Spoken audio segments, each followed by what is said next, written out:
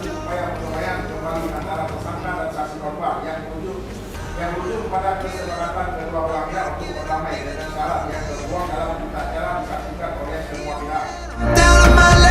Dengan adanya upaya terjadi menghadirkan restoratif justice antara kedua belah pihak,